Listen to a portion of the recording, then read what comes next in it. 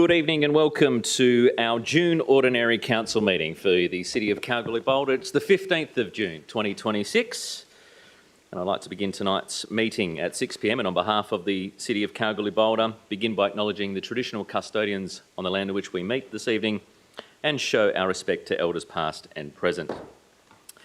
The opening prayer tonight will be led to us this evening by Pastor Stuart Tanami from Church of Christ. Folks, if you'd like to stand if you're in the room. And Pastor will lead us in prayer. Thank you, Mayor. Let us pray. Father, I find it astounding that we can stand here and acknowledge you at the start of this meeting. And then, Father, as I glance from left to right, from back to front, I see people, men and women created in your image. And I'm so grateful for them, Lord, and the responsibility they have to govern, to lead, to make decisions, to cause growth. And betterment for those who reside in this community. I'm grateful for that, Lord.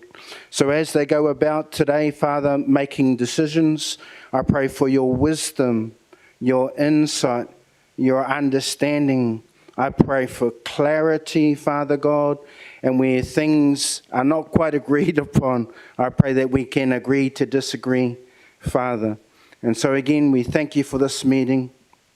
I think of them as just normal human beings, Lord, sons and daughters, husbands and wives, Father God, with children at home. And so I think of the dads and the mums in this room who are at this time making the sacrifice to come here and lead this community, the sacrifice of taking the time to be in this place. So I pray that wherever their families are, their children, and their wives and their husbands, your hand would be upon them, Father God, on this beautiful rainy night in Kalgoorlie. What a joy, Lord, to be in this wonderful weather. I think last time I was here too, Father, it was raining, but I won't take the credit for that. I pray, Father God, for a ray of sunshine as I pray into this situation for their families, because you love them, Lord. You love them. So, Lord, as we progress through this, you know, they have got the weight of having to put up with the criticism that comes from leading this community as well, the good criticism and the not so good criticism. And I pray, Father, that you would encourage them, especially when things get heavy. Father, you would take that load off them, because they aren't meant to carry that or try to even carry that, Lord. And I pray that they would just give that to you, Lord. And so whoever needs encouragement in this room, impart encouragement. Whoever needs a touch of your love, impart love, and especially to their families, I pray. In Jesus' name, amen.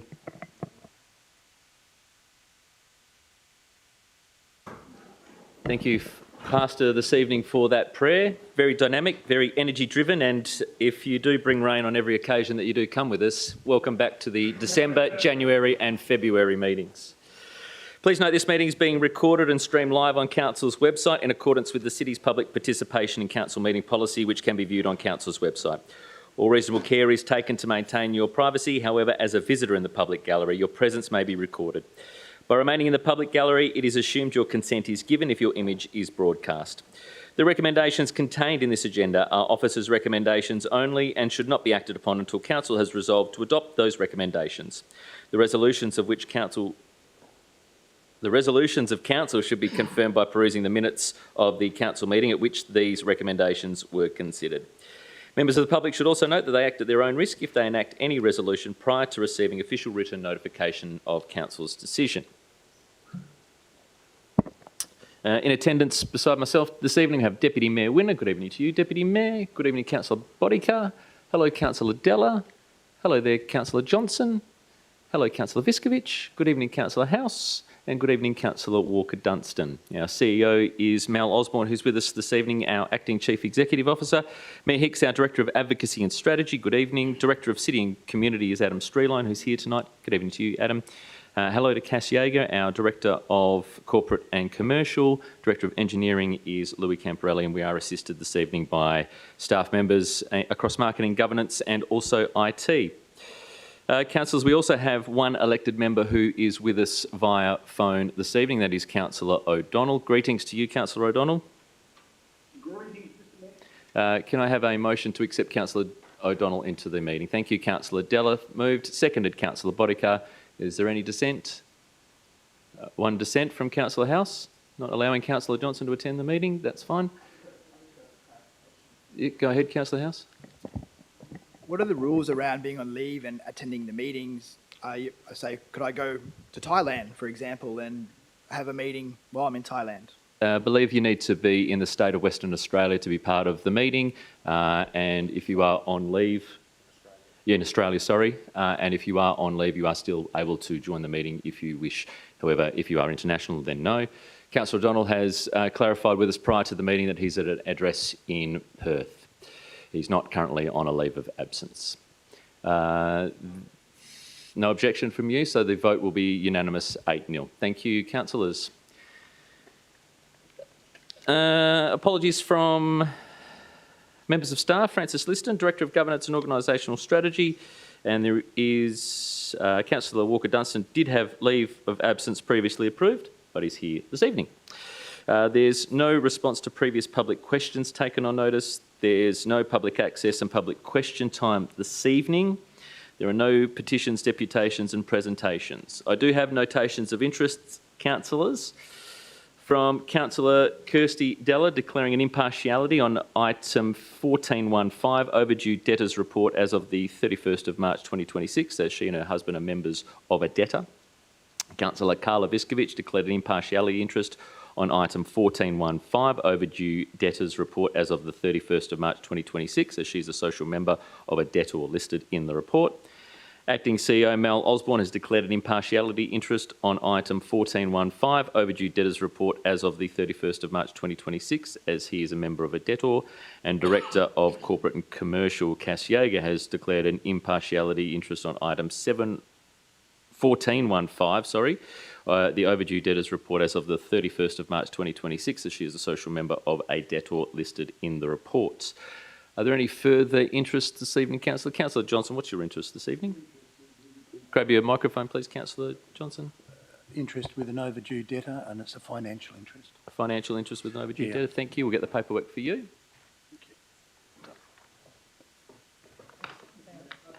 Councillor House, you have a question? Did you say social member? Correct. What does that mean? That's up for the elected members who have put their interest in. You have to take that up with them away from the meeting. Are there standards regarding those disclosures in terms of, I guess, reducing ambiguity around the type of disclosures? That's up to the individual who is putting that forward. Thank you, Councillor House. Councillor Bodica, you're putting in a... just grab your microphone, sorry, Councillor Bodica. I've got to do for a debtor as well. Thank you. Thank you.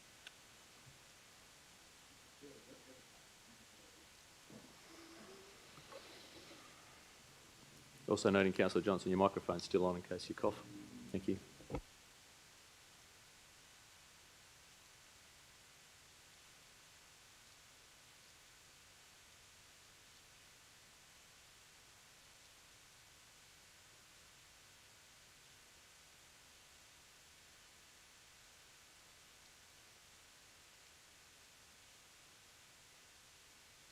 Just while we still consider those interests this evening, councillors, are there any applications for leave of absence? I haven't received any.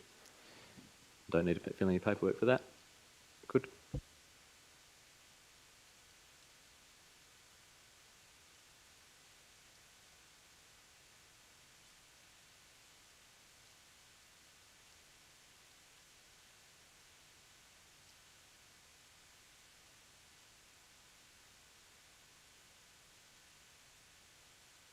Thank you. That was a financial interest this evening from Councillor Bodica on item 1415, the overdue debtor notice. Councillor Bodica does say 1411 on that list.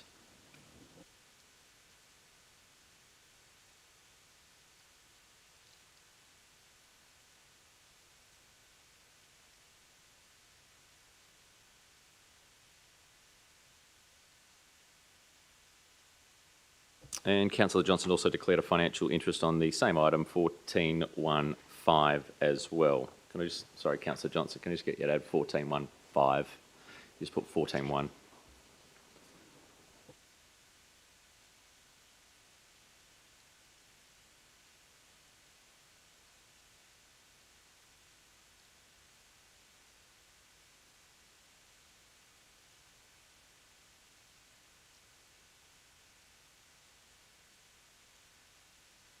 May I have those in writing as well for this evening? No, they are the two financial interests in tonight's agenda. The previous were impartialities. No proximities this evening and no applications for leave of absence. Item 9.2, procedural motion to suspend section 9.1 of the Standing Orders Local Law of 2013. Is there a mover this evening that we suspend the item to stand to speak? Thank you, Councillor Viskovich and Councillor Della. Councillor Viskovich moving, Councillor Della seconding. And any discussion? No? No dissent? Via the phone? No dissent? Thank you. Carried 9-0.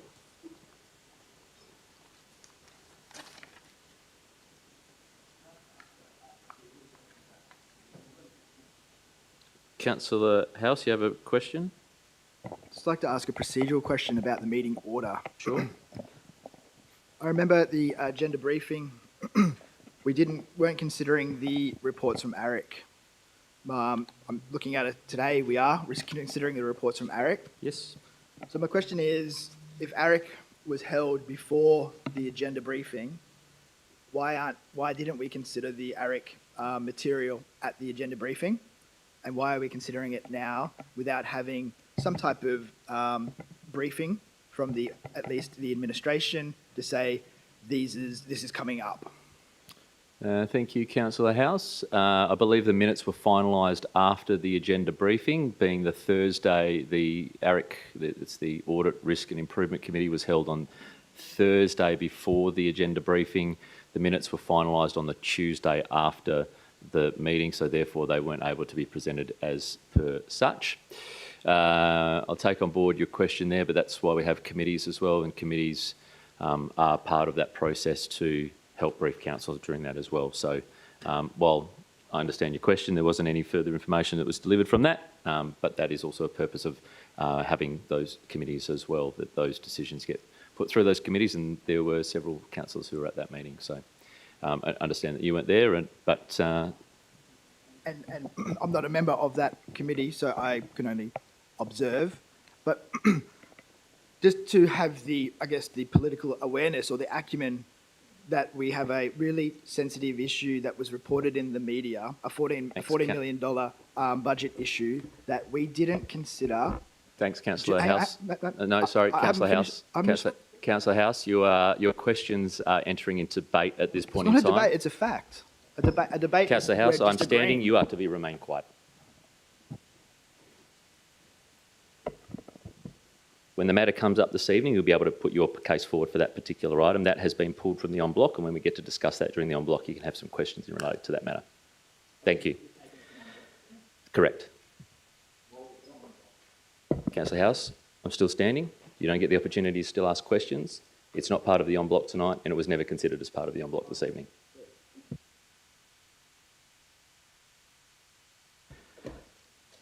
Item 10, announcements by the person presiding without discussion. Councillors, there are several items there for you to consider. They were all included in the agenda, which was amended for you on Friday afternoon.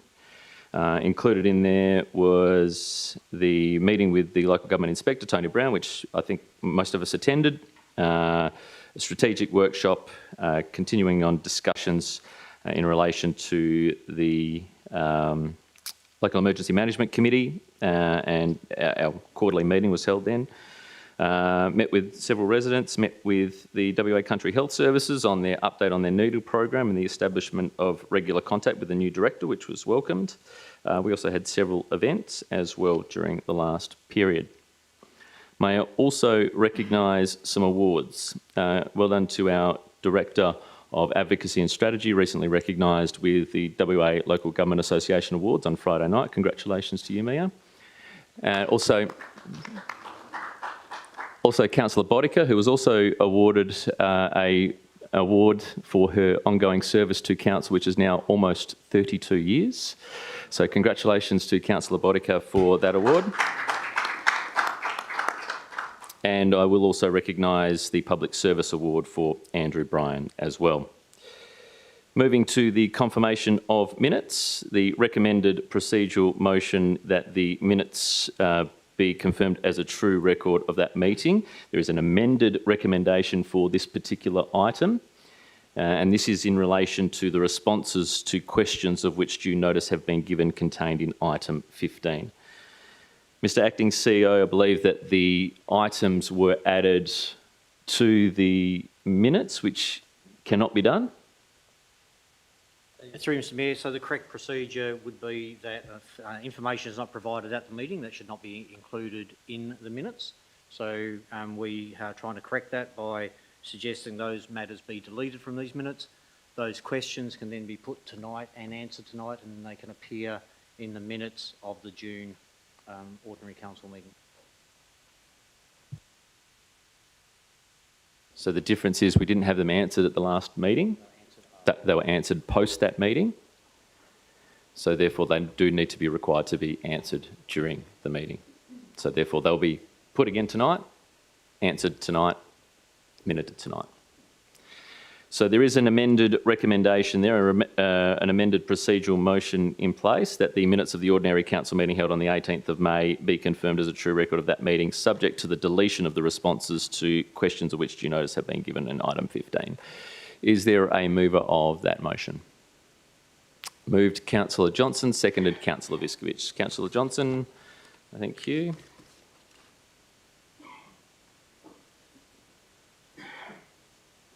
Now, this is a procedural motion, Mr CEO, but I'm pretty sure this is an amended motion as such, not a procedural. So, Councillor Viskovich, do you wish to speak? No? Any councillors wish to speak? Thank you. I'll put the vote. Is there anyone against? No. That is carried. Oh, sorry, Councillor O'Donnell on the phone. Yes, negative. Carried 9-0.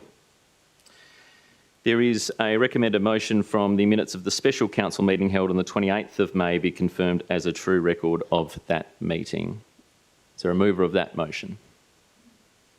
Moved Councillor Viskovich, seconded Councillor Della. Any discussion? Carried without discussion.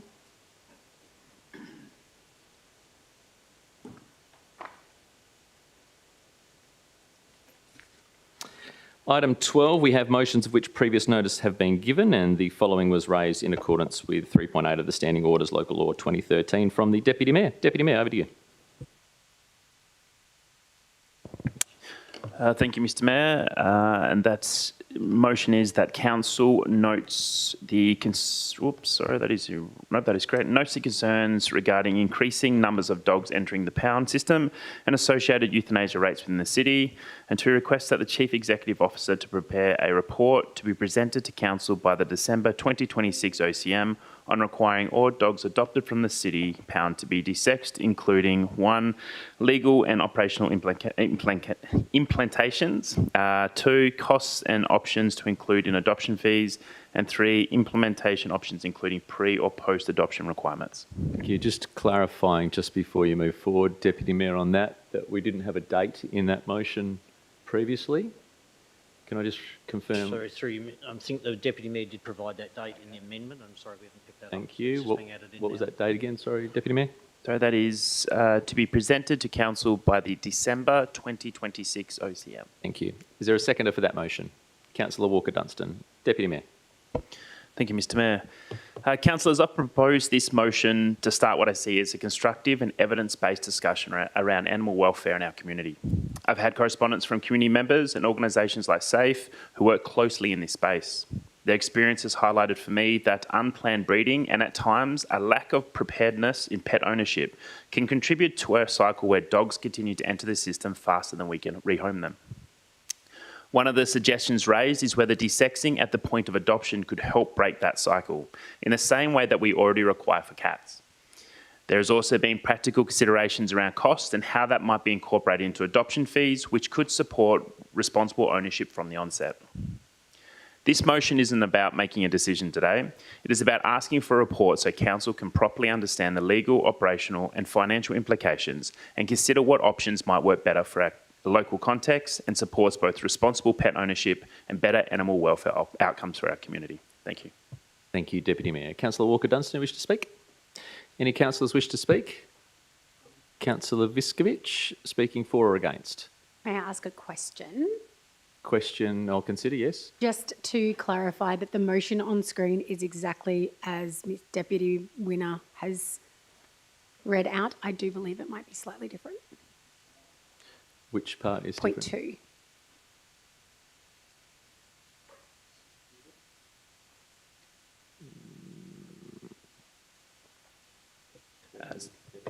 Deputy Mayor? Thank you, Mr Mayor. That is a good spot. Thank you, Councillor Viskovich. So it's point 2 should read, request the Chief Executive Officer to prepare a report.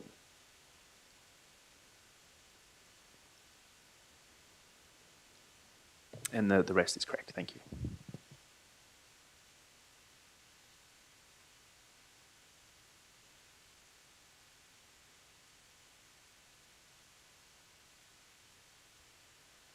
You happy with that? Yep, Deputy Mayor. Sorry, I've also got a different on my piece of paper as well from what's there. Councillor House, you also had a question, was it? Sure, thank you. Councillor Viskovich, were you going to speak in? No, thank you. Councillor House, speaking, sorry, just if you were going to speak for. Any speakers against? Councillor House, speaking for. Thank you, and thank you for putting up this motion, Councillor. Just to add to what you've said is it's not 100% the system, although I agree with the points you've raised. But I'd like to add to the problem is that people are feeling the pinch financially and having to actually surrender their dogs. From what I had a conversation with somebody at the pound a couple of months ago, actually, and the amount of animals that were being surrendered by owners just purely because they couldn't afford either the registration or the foods or the vet bills. We know that it's not free to own a dog. So if there's an opportunity to think outside of just the regulations and how we can help in some other way, that would be, I think, of some use. But thank you for putting up the motion. Thank you, Councillor House. Speaker against? Speaker for? Councillor Bodica? Thank you. Look, I was really upset to hear that we have been euthanasing animals at the pound. I don't know what the statistics are because I didn't get time to actually ask that today, but I'd like us to sort of maybe look in the future to it, looking at something like a no-kill policy, because it just seems, pretty abhorrent that healthy animals are being put down simply because they can't be rehomed. There are some councils like Wanneroo and City of Swan and City of Melville that actually work really well to try and protect those animals and get them rehomed as quickly as possible, working with, sort of animal welfare groups. So I'd like us to also look at a no-kill policy in the future too, if we could. Yeah. So Thank you. definitely support Councillor Winner on his motion, but I'd like us to go even further than that because it just seems awful to put animals down when, for no other reason. Thanks. Thank you, Councillor Bodica. Speaker against? With no further debate, Deputy Mayor, you wish to have the right of reply? Thank you, Mr Mayor. I'll keep it really brief as no one did speak against. I just wanted to pass my thanks to the community members and volunteers which did reach out to raise this issue. And I look forward to getting the report back from the CEO in regards to the information as requested. Thank you. Thank you, Councillor Winner. As there has been no dissent to this particular item, the item is carried 9-0.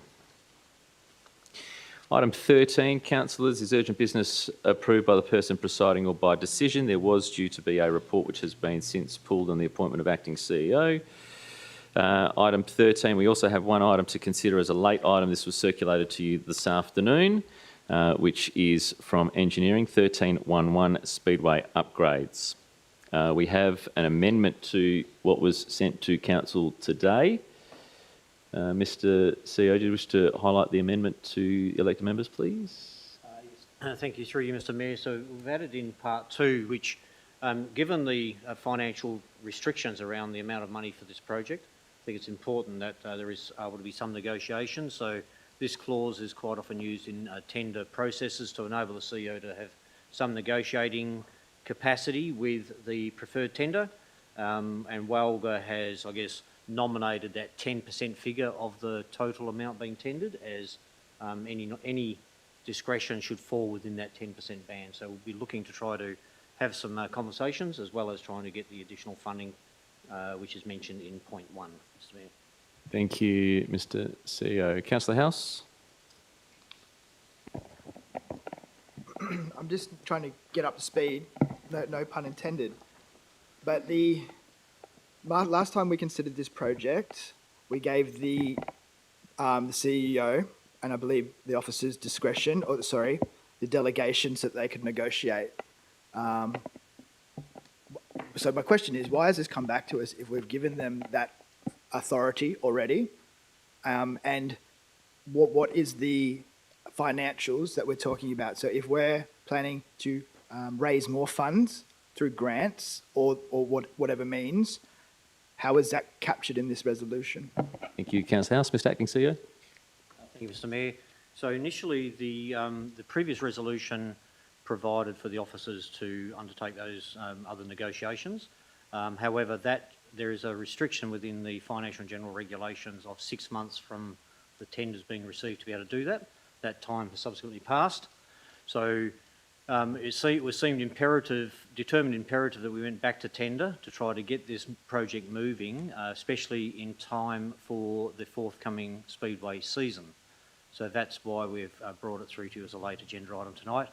In terms of funding, this was a state government funded project, and currently we believe that there's still a minor shortfall between the funding available from the state government and the funding required to complete the project. So our intention would be to go back to the state government seeking to have a top-up funding provided to ensure the project can commence and be completed post-haste. Thank you, Mr Acting CEO. Councillor House? So just to clarify, what you're saying to us is we have a project that we've committed ourselves to, but don't have the funds to complete it, and you want us to commit to this particular aspect of the project, not knowing that we can finish it. Mr Acting CEO? Quite. So this was a project that was funded by the state government, okay, and the council, I believe, had determined that it was not going to invest any city funds into this project. So therefore, the project had an initial funding budget of $1.95 million, and some funds have been spent on design work. We've now gone to tender. The tender price is slightly above the funding that is currently left. So we're not looking for city funding. Part 1 of the recommendation would require officers through the CEO to go back and seek additional funding from the state government or from other funding parties so that the city is not putting funds into this project. Part 2 enables the CEO or his delegates to have some conversations with the tenderer to see if the price can be reduced as well to make sure this project can commence and be concluded prior to the forthcoming Speedway season. I hope that clarifies. Thank you, Mr Acting CEO. So you're telling me that the the tender and the project has been managed in such a way that it will stop at the point where we have run out of money, or the 1.95 you've referred to, we get to that point and we stop the project. If we've got money from a grant source, we will continue with the project, but if we don't, the council will put no money into that and we'll be left with a project, let's say, incomplete. Mr Acting CEO, I think you've already answered it, but if you want to add anything else? I'll try to rephrase it in that the project will not start, potentially will not start, unless those additional top-up funding amounts are found. So why are we considering an item tonight? Thank you, Councillor House. That is being considered tonight because this is a previous election commitment from 2017 has been identified in an ongoing space which Council have been delegated to deliver that particular project through. The term election commitment, was it a commitment from any of the councillors around this table? No, it wasn't. It was an election commitment, and I'll take no further questions on that. I think they've all been answered for you this evening. But this is a project, an election commitment by the state government, and we're completing that project. I think it's important that we discuss that. Councillor House, it's already been discussed numerous times around the table on that particular interest, and we all have opinions on where that fits. It's not how things are done collegiately to the city from the state government. This was, as I mentioned, it's from 2017, and that it's a historic piece that unfortunately council have had to take on. Why? I mean, it sounds Thank like you, a big Councillor risk. House. I won't take any more I questions. agree with everything you've said. Thank you. Thanks for agreeing. Do we have a mover of the alternative recommendation? Do we have a mover, sorry? No. Do we have a mover of the amended recommendation? Councillor Della and seconded Councillor Viskovich. Councillor Della, you wish to speak? Thank you, Mr Mayor. As it's been noted, and note Councillor House's questions because they've been front of mind and topical for the number of times that this project has come back.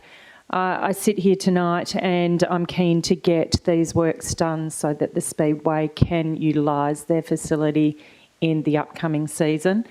And it would be remiss of us not to, I suppose, take the money from the $1.9 million from the state government and assist in whatever infrastructure projects that they've identified. We'll get them up and running this season. So I would ask fellow councillors to also consider supporting the officer's recommendation. Thank you, Councillor Della. Councillor Viskovich, wish to speak? No. Any councillors wish to speak? Councillor House?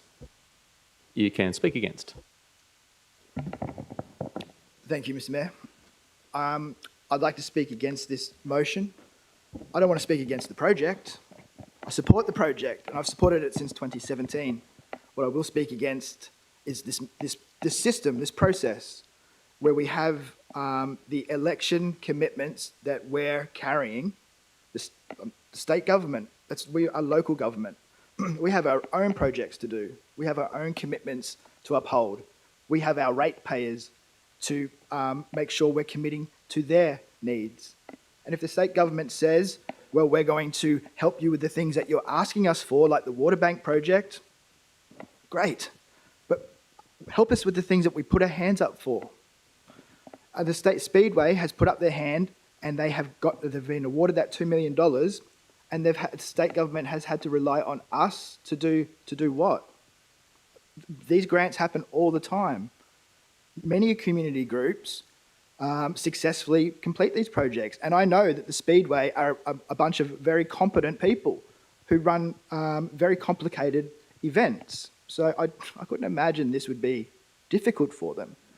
And I said it before and I'll say it again, is if we've if we've considered this item at least 6 times, 5, maybe I'll drop that to 5.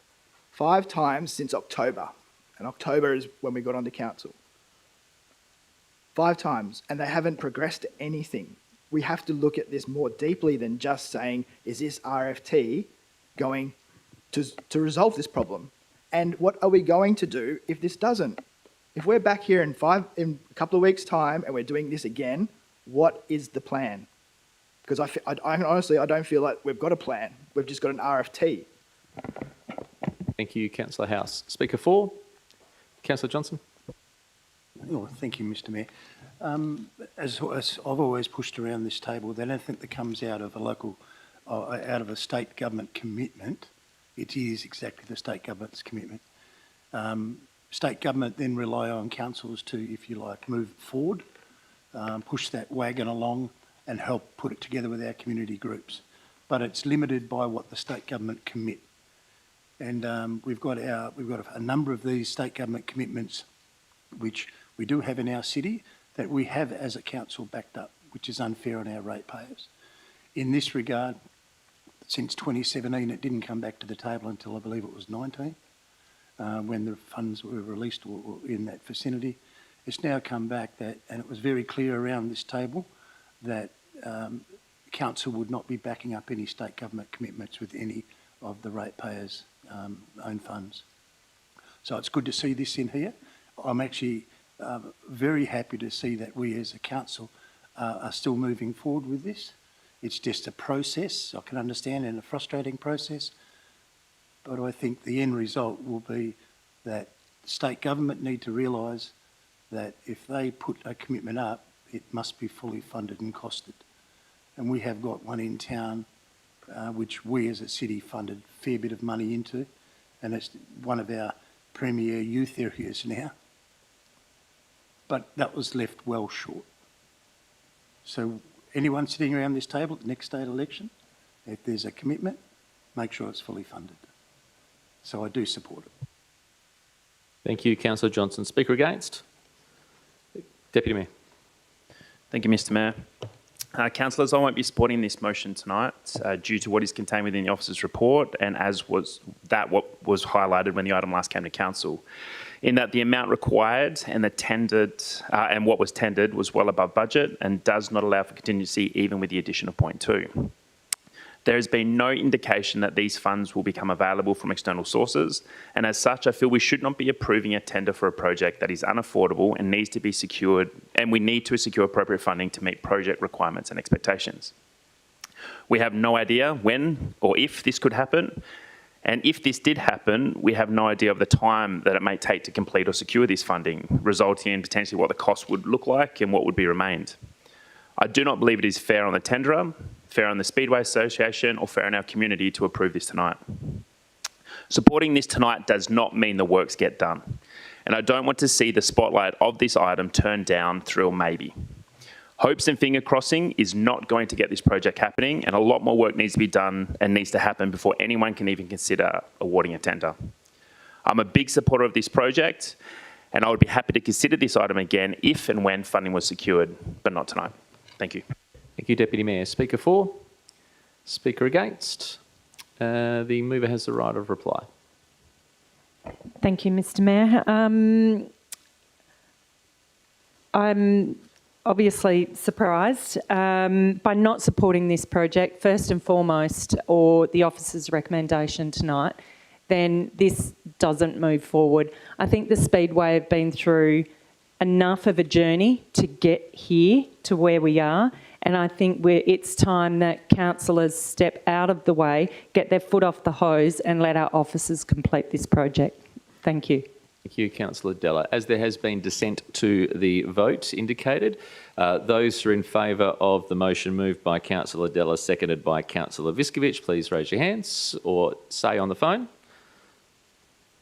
That is... Thank you, Councillor O'Donnell. So the mover, the seconder, so Councillor Della, Councillor Viskovich supporting, Councillor Bodica, Mayor Wilson and Councillor O'Donnell supporting. Those against? Councillor Walker-Dunstan, Councillor House, Councillor Johnson and Deputy Mayor Winner. It is an absolute majority which is required for this item, and with the absolute majority it's carried 5-4.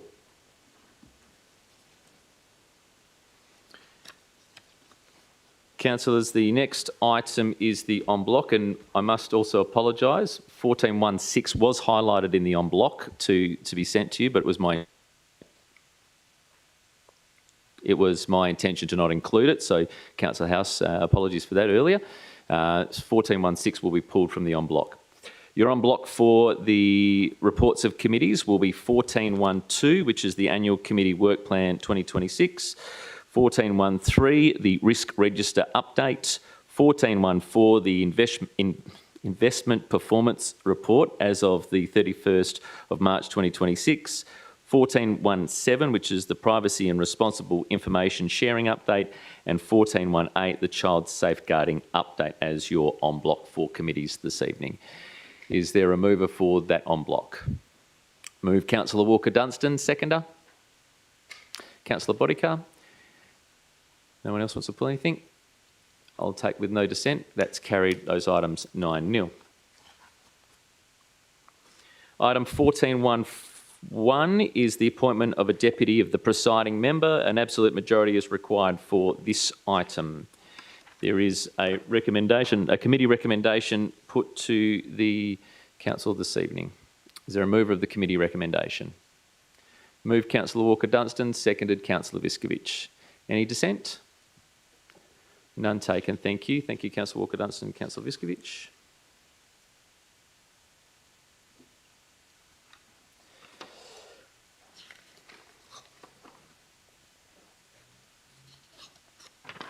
Councillors, 1415 is the overdue debtors report as of the 31st of March. Councillor Johnson and Councillor Boddicker have declared a financial interest and will be required to leave the room.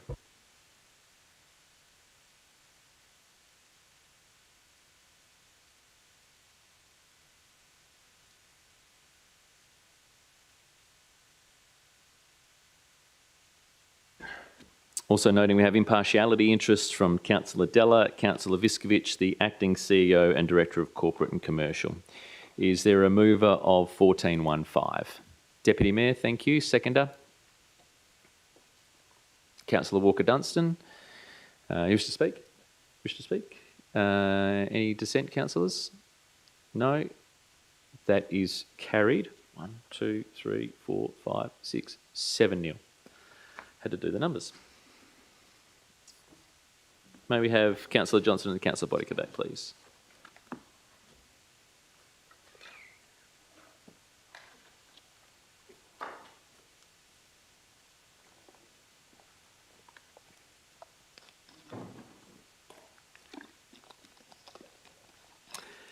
Councillors, item 1416, cash flow plan.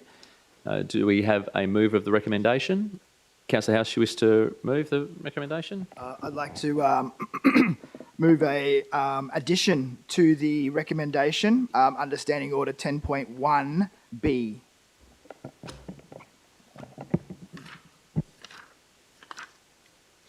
10.1B, amended or modified and adopted with such amendment or modification. What is your amended or modification or adoption? Oh, sorry, amended or modified? I won't adopt it just yet. No. I hope it runs through the system. Right, what's your go point two? My addition, Mr. Mayor, is requests the CEO to engage an independent financial investigator to examine the Auditor General's specific finding regarding the diversion of restricted grant funds into the municipal operating account, with the findings to be presented to Council no later than the July 2026 Ordinary Council meeting and strictly prior to Council's consideration and adoption of the 26-27 annual budget. Thank you. Councillor House, I won't accept that motion based on intent. That doesn't mean I won't accept it full stop. It just means the intent of the report is to receive the plan report and note the corrective actions. By your addition, it changes the proper intent of the report. If we can have that delivered in writing to the CEO for a notice of motion, I think that will be a better, cleaner way to be able to do that based on the intent of what you're after there, which is to highlight an investigator, which is a little bit away from the intent of this particular report. Mr. Mayor, thank you.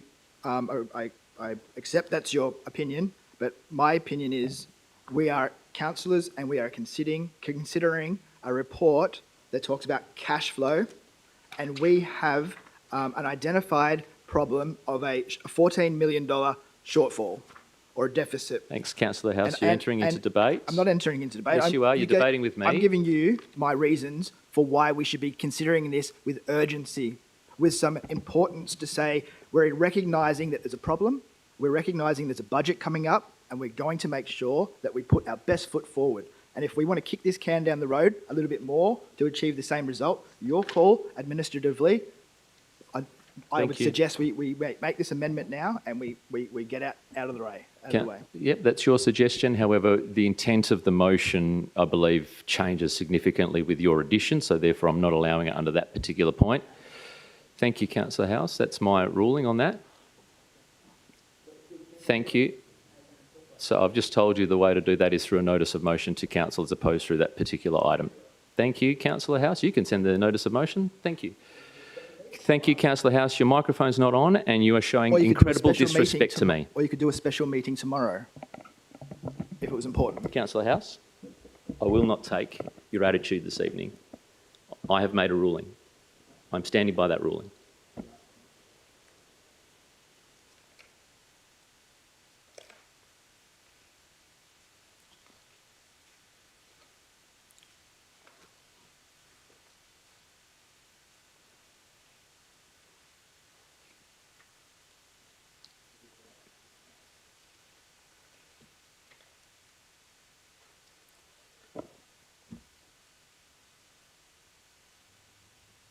Thank you, Councillor House. You done?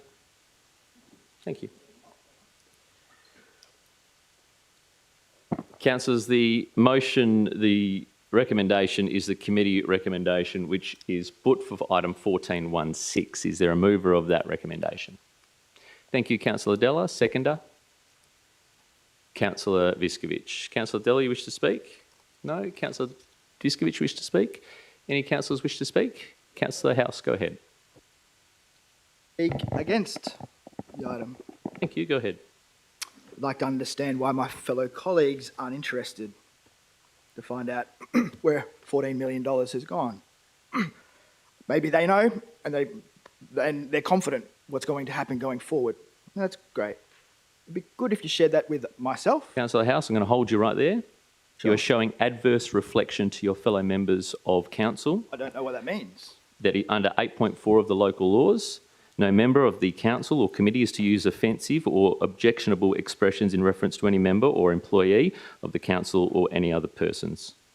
Fair, Thank and I you. agree with that rule. Thank you. You have to specify what I just said, Mr. Mayor, not just blanketly say everything that come out of your mouth then is Rick. Doesn't comply. Point of order, Tell me where I have broken the rules. Tell me. Point of order, Councillor Johnson. I'll consider your point of order. Point of order is an easy one. Disrespect to other members, disrespect to the chair. Thank you, Mr. Mayor. Point of order. And also I move procedurally that we no longer have the member heard. Thank you. Thank you, Councillor Johnson. In light of your item this evening, I will move that we adjourn the meeting for a period of 10 minutes to be reconvened at 6:57 p.m. to maintain order.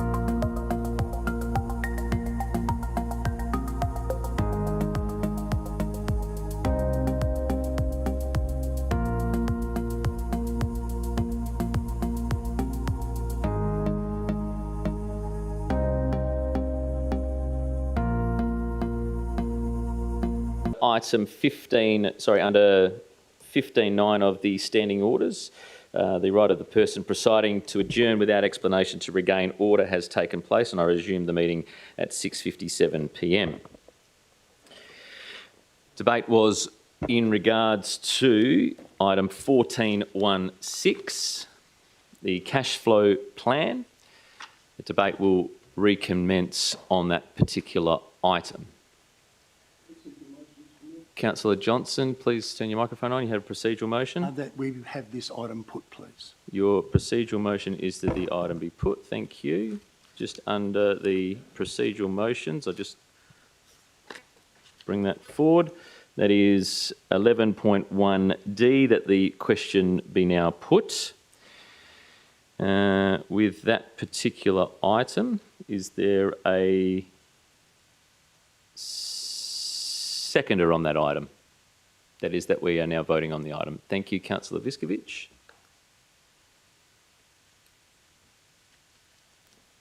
Stand by, I'll just get clarification, Councillor Viskovich. As Councillor Viskovich is seconding the motion already, I don't believe you can second that procedural motion. Is there a seconder for Councillor Johnson's motion? No seconder for Councillor Johnson's motion. Debate will continue. Is there any other speakers for the item or against? Councillor Deputy Mayor, speaking For. for. Thank you, councillors, and thank you, Councillor Johnson. While I understand the procedural motion you're proposing, I was pretty keen to see debate, particularly some of the items that were raised around the table prior to having the chance to speak. While I agree on the concerns that Councillor House was seeking to address when he was proposing amendments, I also acknowledge that the Mayor's clarification about the timing and how it fits within the item itself. That doesn't take away from what was being proposed or sought. It's a matter of where that fits, and there are other mechanisms to achieve there. With that in mind, I was fortunate enough to be at the ARIC meeting and sit in and have a good understanding of what's being proposed and how it goes through, and tonight we'll be supporting the motion as is. Thank you. Thank you, Deputy Mayor. Councillor O'Donnell, confirming you're still with us? Roger, Roger. Thank you. Speaker against? Speaker for? Speaker against? The mover has the right of reply. Councillor Della? No, not taken. As we have had dissent indicated for this particular item, 14.16, I will put it to a vote. Those in favour of the motion moved by Councillor Della, seconded by Councillor Viskovich, please raise your hand or indicate via the phone. Thank you. So Councillor Viskovich, Councillor Della, Councillor Johnson, Deputy Mayor, Mayor Wilson, Councillor O'Donnell. Those against? Councillor House, Councillor Walker-Dunstan and Councillor Bodica. The item is carried. 6-3. The next item, we've already dealt with 14.17 under the en bloc and 14.18 under the en bloc as well, is the CEO Recruitment Committee minutes from the 10th of June 2026. There is a committee recommendation to present to council. Is there a mover of the recommendation? Moved. Deputy Mayor, thank you. Seconder? Councillor Della. Deputy Mayor, you wish to speak? Just briefly, thank you, Mr. Mayor. I'm very comfortable with the process that's been put in place to achieve what is being recommended tonight for council to consider. I think it's imperative that we do continue to move forward, given the timeline and our current situation of where we're at in regards to this item, and I'd encourage my fellow councillors to support this to allow us to continue to progress through to the required steps. Thank you. Thank you, Deputy Mayor. Seconder, you wish to speak? Not taken. Thank you, Councillor Della. Any councillors wish to speak? Councillor Viskovich. Mr. Mayor, just confirming the information we've got on the screen is the same as what we've got in our agenda, and that we are on. Yes, item 14.21, recruitment requirements endorsement of recruitment agency under the CEO Recruitment Committee minutes, 10th of June. Stand it. Thank you. Thank you. No dissent indicated, council. The motion is carried 9-0. The en bloc reports from officers. as per email, 1521, which is purchasing policy exemptions January 2026 to March 2026. Tenders awarded under delegation from January 26 to March 26. 1523, accounts payable report May 2026. 1524, statement of financial activity April 2026. 1531, commercial lease 36 Cassidy Street, single D coffee. 1532, privacy policy and information breach policy, and 1551, scheme amendment number 3 to local planning scheme number 2, rezoning from residential to tourism, lot 1, number 15, and lot 2, number 17, Davidson Street, South Kalgoorlie. Any councillors wish to pull any of those? Councillor House? Yes, thank you. I would like to, I'll start from the bottom, just it's easier to work that way. 15.5.1. Yep. 15.3.2. Yep. Also 15.2.2 and 15.2.1. Thank you. Thank you. So therefore, councillors, the en bloc will be 15.2.3, 15.2.4 and 15.3.1. 15.23 is the accounts payable report for May 2026. 15.24 is the statement of financial activity for April 2026. And 15.31 is a commercial lease at 36 Cassidy Street, single D. Is there a mover of the en bloc? Thank you, Councillor Della. Seconder, Councillor Walker-Dunstan. As we've pulled those items, I'll take there's no dissent. Carried 9-0, those items. 15.11, elected member sitting fees. Council, at the special council meeting on the 28th of May, a procedural motion was raised to adjourn this item to the 15th of June 2026. Also noting during that period, it was realised that there was a piece that was missing out of that recommendation initially. With the consent of the Deputy Mayor being the mover and the seconder being Councillor House, point 2 is added, which is, excuse me, mayoral allowance at, point 2, endorse the mayoral annual attendance fees for the 26-27 financial year as $53,211, and just noting that that is the existing figure for the current 25-26, which is in line with the intent of this particular motion. Deputy Mayor, you accept that? Thank you. And Councillor House accepting that as seconder. Thank you. Deputy Mayor, we start with you as the item was put to a procedural before you would even had the chance to speak, so you get to open debate this evening. Thank you, Mr Mayor. Councillors, I want to be very clear from the outset that I 100% acknowledge and agree that councillors do an enormous amount of work, much of which will never be seen or known by our community. The hours put in by many councillors versus the fees paid if we were employees would fall well short of fair work requirements in any other sector. And I completely understand the arguments previously put forward by other councillors in relation to this, even though there has not been one argument to this point that increases should be linked to measurable performance and improvement outcomes as it would be required for anyone else, anywhere else. For me, as highlighted previously, this decision needs to be considered in the context that it is not about us, but rather our community who continues to experience increasing cost of living pressures, rising household expenses and increasing fees and charges, including those set by us as councillors.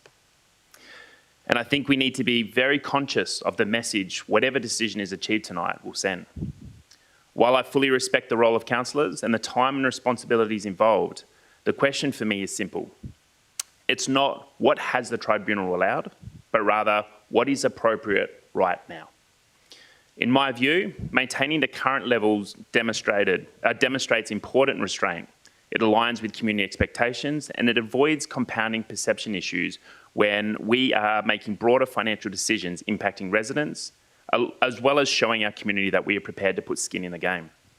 It shows that we are more than just words. This is not about undervaluing the role. It is about timing, signalling and balance. I do support the development of a clear policy on this item moving forward because these decisions should be structured and transparent, not debated annually in isolation. And I'd even support a review of this process of the proposed fee position in the mid-year budget. But right now, I cannot in good conscience support an increase. It doesn't feel like the right thing to do, particularly when the increase is for an absolute maximum that could be paid. Councillors, I implore you to think about what is fair and reasonable at this point in time. Thank you. Thank you, Deputy Mayor. Councillor House? That was very, very well said. Thank you, Mr. Deputy Mayor. I'm going to have to reach out to your speechwriter. I'm not going to take away from what you've said, so I'll simply say this. If councillors support this tonight, please tell the community why you deserve it. What have you done to say, I've put this thing forward to deserve the 3.5%? It's clear and people understand that. When you achieve something, you should be rewarded, acknowledged. So I think that's fair. Thank you. Thank you, Councillor House. Speaker against? Councillor Della. Thank you, Mr. Mayor. The recommendation, the alternative recommendation put through by the Deputy Mayor, it's not simply about remuneration today. It's also about ensuring that the city can continue to attract capable elected members and recognise the increasing responsibilities of elected members at local government level, and to avoid placing a greater financial pressure on future budgets through deferring adjustments. So a modest planned increase now is more responsible than a larger catch-up later. Thank you. Thank you, Councillor Della. Speaker for? Speaker against? Go ahead, Councillor O'Donnell. Thank you. I'm speaking against this motion. I spoke previously and I'll just respond to Councillor House, like he's saying, well, why? As I've said previously, we have to vote for the now and the future.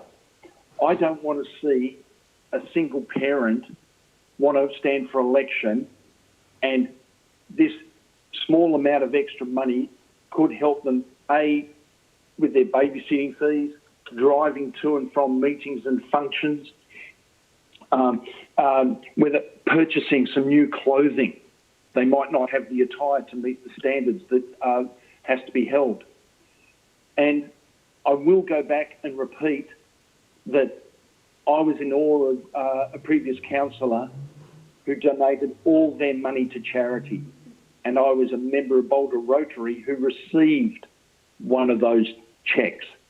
And I take my hat off to that councillor, and that money got used to help underprivileged people.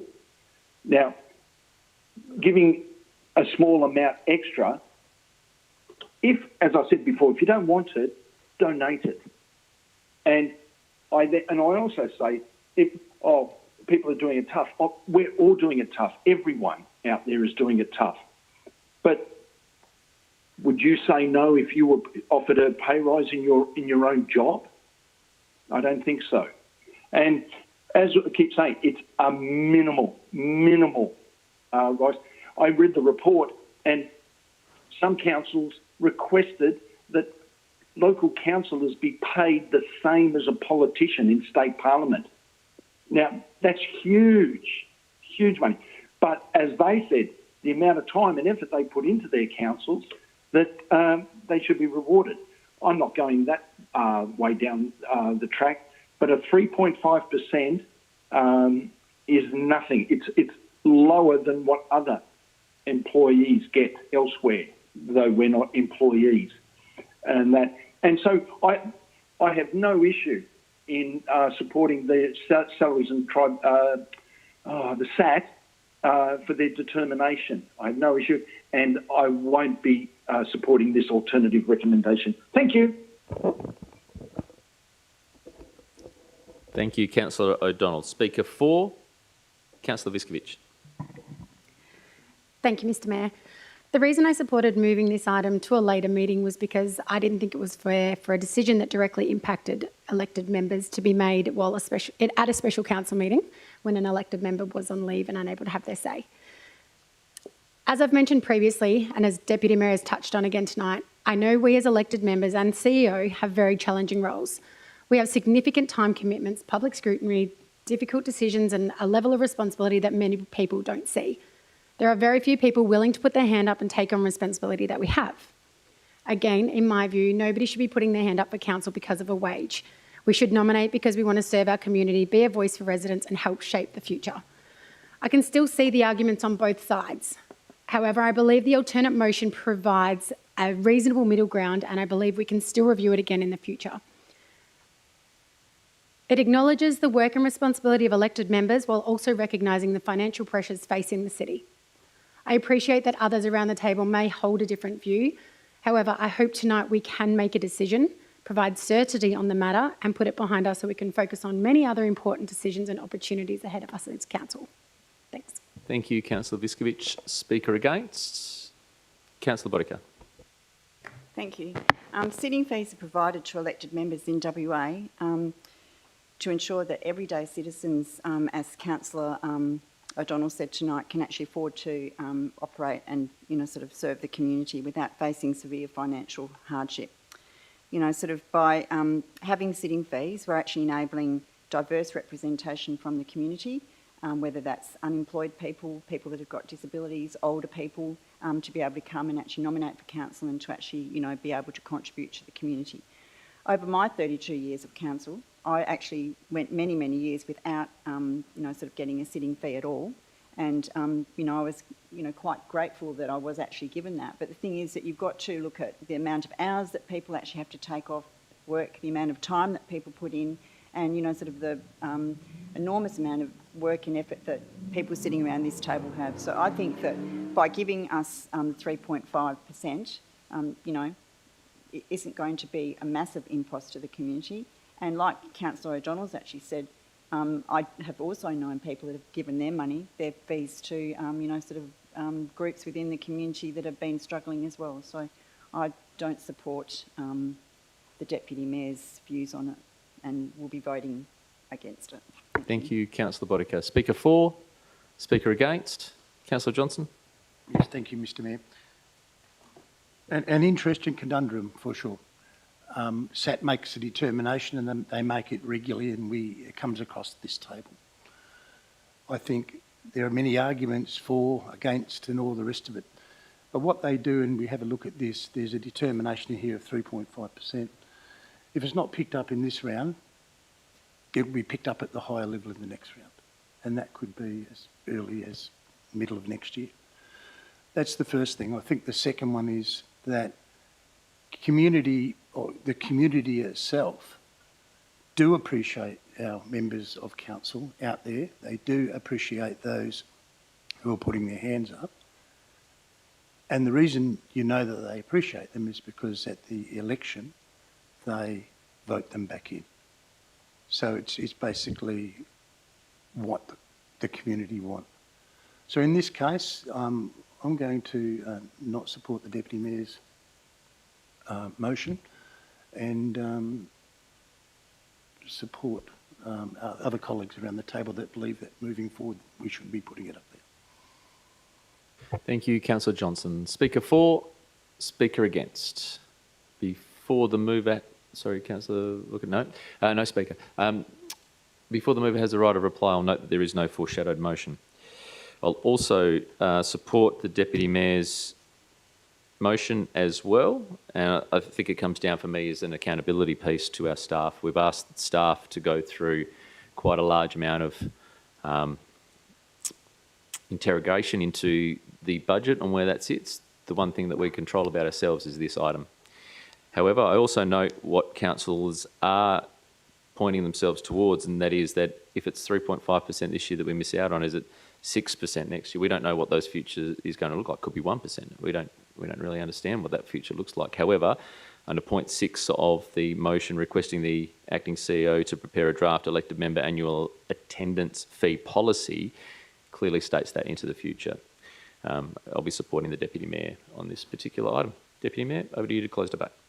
Thank you, Mr Mayor. Before I do, just confirming, as an alternative recommendation is in place, if it is defeated, there is still the officer's recommendation. Is that correct? Officer recommendation is still there, yes, but there's nothing that's been filled in for that at this point. Wonderful. Thank you very much. Before I start, councillors, thank you for your honest debate around the table. It's most appreciated, and I think it's extremely healthy that councillors are able to have that debate. For me, as I've highlighted, to be a councillor is not and should not be a decision made due to possible financial increases. What is being asked tonight is not to take money away from the role, which just to highlight was enough to attract every single member around this table, as well as previous members, as well as candidates. It's been enough. It's not about tonight for me, it's about not taking the absolute highest possible payment that is available. We are at the top of the band at the moment. That is band 1. There's nothing above us. We are the equally highest paid council in our state. This motion is not just about looking at holding. It's about being part of the solution and not part of the problem, because costs are going up and we will be part of the cause for these costs to go up. Let's get a clear policy position developed and then make a strategic call moving forward. And in the meantime, I strongly encourage councillors, I implore you to think about what is fair and reasonable at this point in time and just to hold. You're not losing anything, you're just holding. Thank you. Thank you, Deputy Mayor. As there has been dissent indicated to this particular item, I will call for a vote requiring an absolute majority. Those in favour of the Deputy Mayor's alternative recommendation, please raise your hand. Deputy Mayor, Councillor Hulse, Councillor Viskovich, Councillor Walker-Dunstan, Mayor Wilson. Those against, Councillor Bodica, Councillor Johnson on the phone. And against as well. The vote for you, Deputy Mayor, is carried 5-4.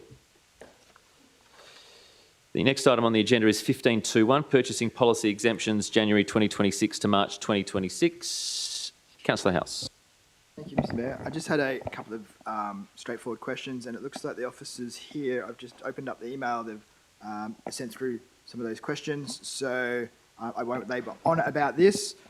My question... Sorry, questions or are you moving? The question, Mr. Mayor. Yep. The procurement policy and the exemptions. I'm wanting to know how... Sorry, I'll come back to that in 2 seconds. Okay. Sorry. Just make sure I'm on the right item. Sorry. The purchasing policy exemption, yes. Sorry. Regarding really, how do we marry this up with our buy local policy? And how do we ensure that the, I guess the advantage is seen to those local purchasing and relation to exemptions? Thank you, Councillor House. Mr. Acting CEO. Through Mr. Mayor, so there is a purchasing policy that staff need to abide by, and then staff also have their purchasing limits in terms of their purchase orders, a regional price preference policy that we apply when we're assessing tenders. That's a fair bit of detail to go through with that, but I'm happy to spend some time again with elected members to go through the detail on that so they better understand the process that occurs. Thank you. Councillor House, supplementary. Yep, microphone. Do we report on our achievements with our buy local policy? So, for example, do we report that we spent X amount of dollars in our region and we achieved X amount of expenditure against our local planning, local purchase policy? Thank you, Councillor House. Mr. Acting CEO. Through Mr. Mayor, yes, that is reported. I think it's reported in the information bulletin on a quarterly basis. How much did we spend last financial year, for example? I don't have that data at hand now, but that'll be Take that on available in notice. those updates. Thank you. Mover for the recommendation. This is, sorry, councillors, 15.2.1, Purchasing Policy Exemptions, January to March 2026. Thank you, Deputy Mayor. Seconder, Councillor Walker-Dunstan. Further discussion? No further discussion, councillors. No dissent. Carried 9-0.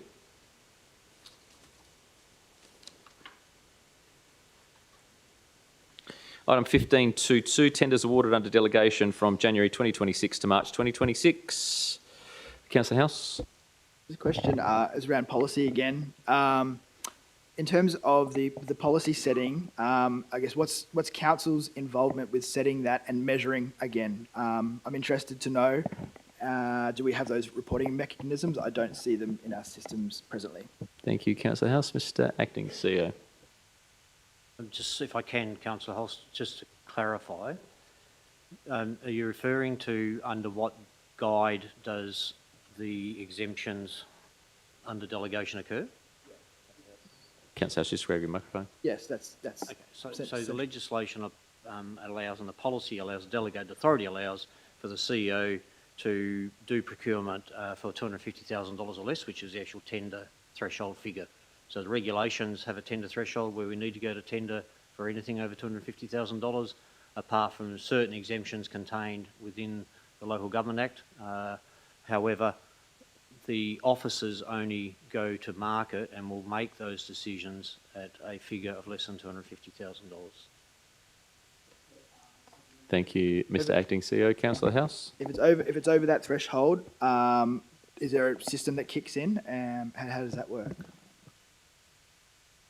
Again, getting into some detail about the WALGA provides for some exemptions for plant, and there's also, I believe, further exemptions for Aboriginal businesses. But apart from that, if anything that comes in that we expect to come in at a figure of greater than $250,000 would be an open tender. It can't be determined outside of that realm. Thank you, Mr. Acting CEO. Now, can our buy local policy go further with some of the things that we presently have, and more specifically, can we make that policy very specific to our own needs?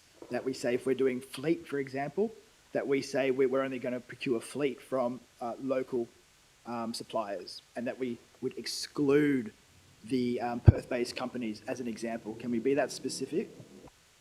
Mr. Acting CEO. Mr. Mayor, the key criteria that are still considered is getting best value for the City of Kalgoorlie-Boulder.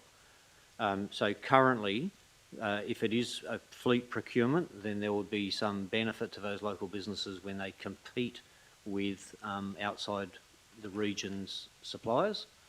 It doesn't, and I don't think that the tender regulations were ever expected to be used to prevent another company from submitting or tendering for a job. So what we have tried to do is to talk with the Chamber of Commerce and Industry and give them so they can share our forthcoming procurement campaigns so that more local businesses are seeing those, because the history that it's shown us is that we're not getting a lot of local tenders in a lot of cases.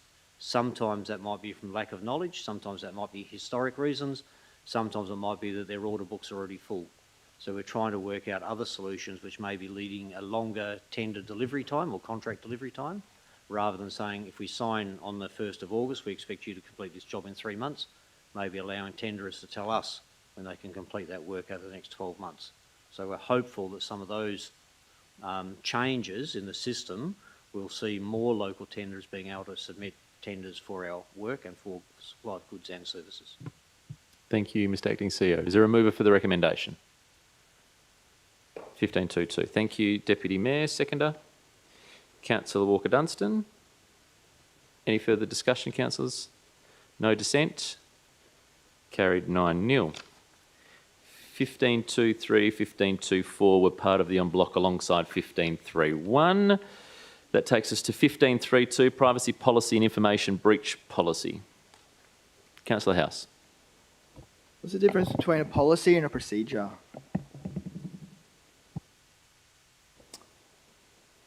Thank you, Councillor House. Mr. Acting CEO.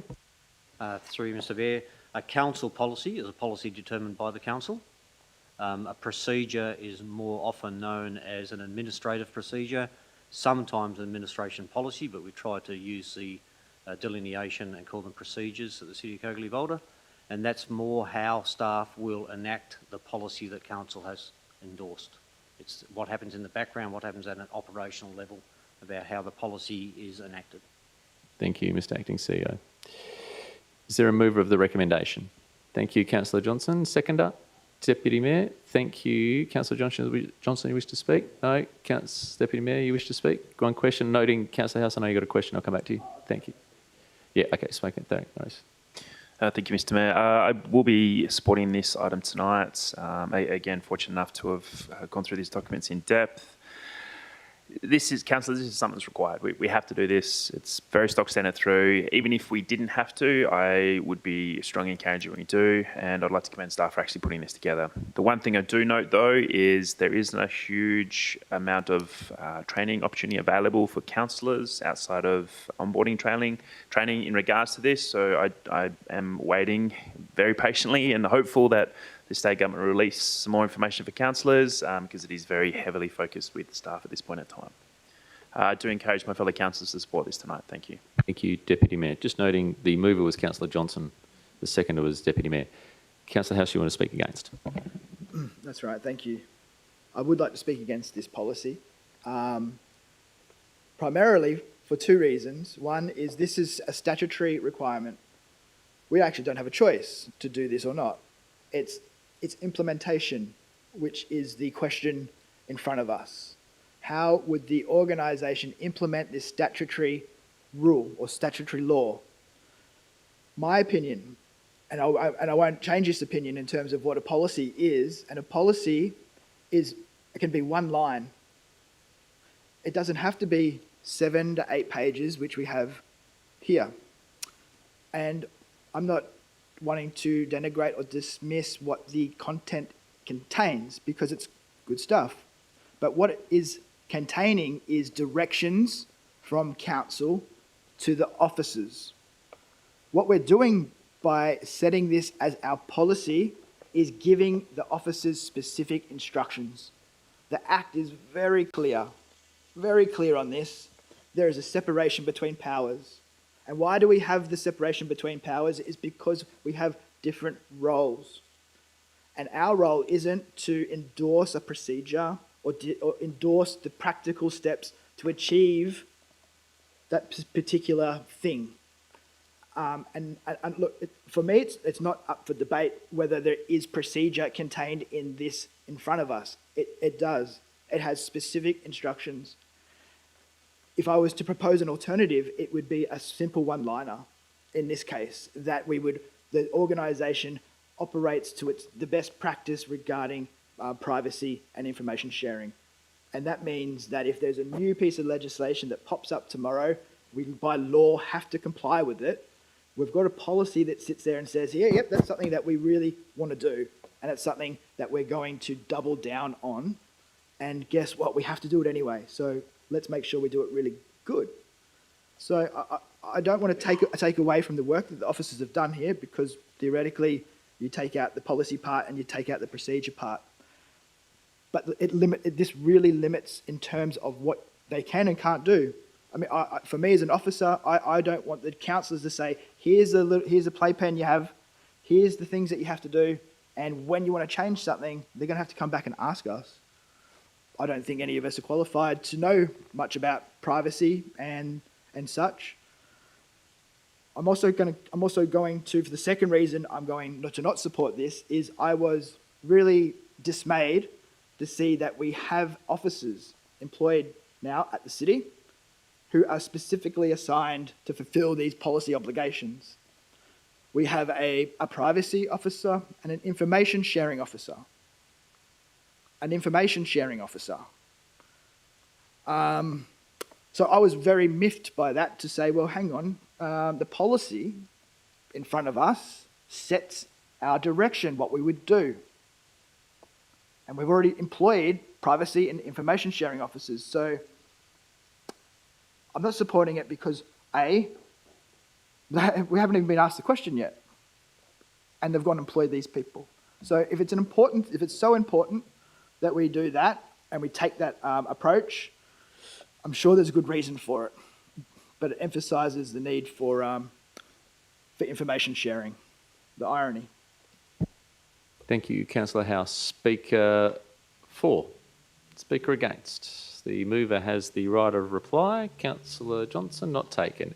As there has been dissent indicated to this item, I will put it to a vote. Those in favour of the officer recommendation as moved by Councillor Johnson, second by the Deputy Mayor, please raise your hands.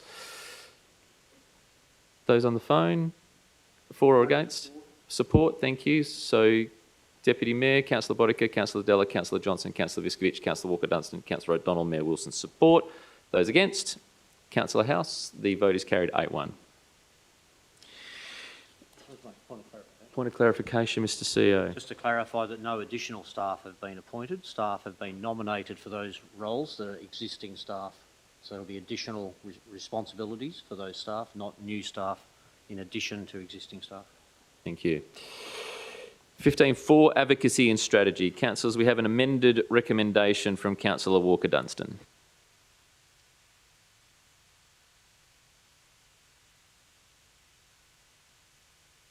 Stand by, folks. That will come to the screen for you.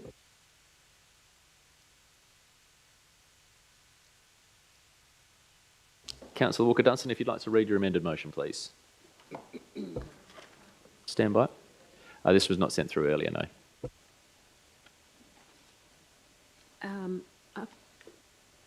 I wanted to put a amended motion with point 1, that the CEO adopts the Goldfields Community Pavilion as the interim name of the pavilion facility adjacent to the Goldfields Arts Centre. And point 2, requests that the CEO conducts a public and elected members' consultation for a formal name for the facility and provide a report to the council at the September ordinary councillors meeting, please. Thank you, Councillor Walker-Dunstan. Just noting that I think you might have mentioned that the CEO adopts. It's the council adopts the Goldfields Community Pavilion. Sorry if anyone picked up on that. Moved by Councillor Walker-Dunstan.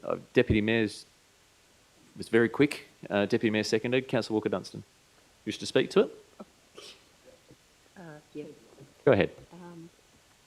I just feel that this was brought to us and we didn't get enough time to consult on it. I feel there's a lot of very important people that could be acknowledged.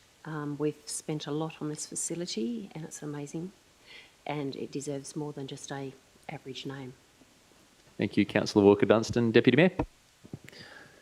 Just a question first, if I might, Mr. Mayor. Go ahead. Just through the Mayor to the CEO. Mr. CEO, if this amended motion is successful tonight, I do hope it is, will the city be looking to do any branding potentially if there's a name change coming forward, or would we be holding off on that process? Thank you, Deputy Mayor. Mr. Acting CEO. I'll have to take that on notice. I don't believe there's significant branding work being undertaken at the moment. I'm looking for, so no further work at this stage. So once that decision, a formal decision of council is made on a permanent name, branding would be undertaken as part of that process through there. Thank you. Deputy Mayor. Thank you very much. I'd just like to start by commending Councillor Walker-Dunstan on bringing this amended recommendation tonight. It's always a tough one to push it through, but I think what's being proposed tonight is a good blend of the officer's recommendation as well as an opportunity to consult with our community and with elected members about potentially what we want to call what we're all very hopeful will be an extremely beneficial asset for our community moving forward. Given the size, investment and location of it, I agree with Councillor Walker-Dunstan that it's imperative that we do get the name right, and it's a great opportunity to really celebrate someone within our community or a location or whatever that may look like moving forward, and really advertise that out, because I believe with some of the events that I know the city is hopeful of and I'm hopeful of seeing go through that pavilion, it's going to get some recognition and some attention within the media outside of just Kalgoorlie-Boulder. So it'd be fantastic to see the right name attached to it moving forward, but I do accept that the Goldfields Community Pavilion is a fantastic interim name in the meantime, and it does capture the intent of what was being proposed when the project was first pitched to council. Thank you. Thank you, Deputy Mayor. Speaker against? I know you're all itching to speak for. Councillor Bodica. Councillor Bodica, you're speaking for. Yeah, I'm supporting Councillor Walker-Dunstan's, yeah. I just feel that we should have a strict sort of criteria for naming of any buildings like that, and I think that it should really come to council. I think that we should be having a discussion. I think it should go out for community consultation as well, because, you know, like we've got, you know, quite a few well-known people in the city, whether they were pioneers or whether I can actually think of one specific person who was involved very heavily with the Goldfields Arts Centre in bringing all that about. And I'd like us to have a little bit more debate around it, a lot more discussion, and see if there's anybody out in the community who could come and give us a good name for the centre. So I definitely support Councillor Walker-Dunstan's amendment. Thank you. Thank you, Councillor Bodica. Speaker against? Still got to do it. It's Councillor Viskovich speaking for. Sorry, Mr Mayor, I've just got a question. Question, go ahead. Being that we have just debated on a 3.5% salary increase, can I ask what kind of budget implication this may cause? Thank you. I'll defer to the Acting CEO on that one. Mr Acting CEO. Thank you, Mr Mayor. This will predominantly be staff time, which will not be able to be allocated to other needs, but so that community engagement piece, there will probably be some advertising. I don't imagine it's going to be a huge cost to get to the community engagement piece. The cost will be eventually in naming, how that naming is done, and any formal ceremonies that might need to be undertaken. Thank you. Speaker against? Speaker for? Councillor House? This is an awesome motion, so thank you very much. If I was going to add anything to it, and it was a community member who raised this with me and actually thought it was a good idea, maybe the only good idea I've heard him have, but he wanted to call it the Kalgoorlie. This is not the pavilion. This is the existing facility. He wanted to call it the Kalgoorlie Arts Centre, and I thought to myself, why would you want to do that? But then I thought, well, it's called the Goldfields Arts Centre. There's already goldfields in Australia. I think there's maybe 2 or 3 of them, quite frankly. But I think the Kalgoorlie Arts Centre had a really good ring to it. And so that person knows who I'm talking about, and I'm sure I'm going to get an angry email after this meeting. But I love the idea that we give it a name that's unique or cool to Kalgoorlie, so that people, and this is the point I'm trying to make, is that people hear the name and go, geez, only Kalgoorlie would name something like that. So thank you, Councillor Walker-Dunstan. Thank you, Councillor House. Speaker against? Speaker for? Before the mover has the right of reply, I agree that we don't have a stringent enough naming policy for the city to adopt in this instance, that we are only 9 around the table, and I'm pretty sure having 30,000 opportunities to put forward something in pavilion face probably won't go onto that list, in line with other naming opportunities that have existed in the past. However, what I would like to see is recognition for our local community, and I think this particular opportunity gives us a little bit more time to do that for a very worthwhile facility for our community. Councillor Walker-Dunstan, you have the right of reply. Nothing, not taken. Councillors, there's been no dissent indicated to this particular item. Moved by Councillor Walker-Dunstan and seconded by the Deputy Mayor. With there being no dissent, I'll carry the item 9-0. Item 15.5.1 is the scheme amendment to scheme amendment number 3 to local planning scheme number 2, rezoning from residential to tourism, lot 1, number 15, and lot 2, number 17, Davidson Street, South Kalgoorlie. Yeah, Councillor House, you wish to move the motion? Grab your microphone, please. Sorry. Just a question. Go ahead. I asked a question on Monday night regarding at the agenda briefing, and I was asking around the data and wanting to know, what's driving the decision making here for us to strategically change the town planning scheme, and I wasn't given any supporting information. So my question is, the information contained in the applicant's report says very clearly in the opening line that they're achieving the objective of improving the commercial outcomes in the CBD. My question is to the officers, how is that being demonstrated? Because it's not demonstrated in the report anywhere. Thank you, Councillor House. Mr Acting CEO? Through Mr Mayor, I will defer to the Director to provide a preliminary response. Thank you. Thanks, Director Strelo.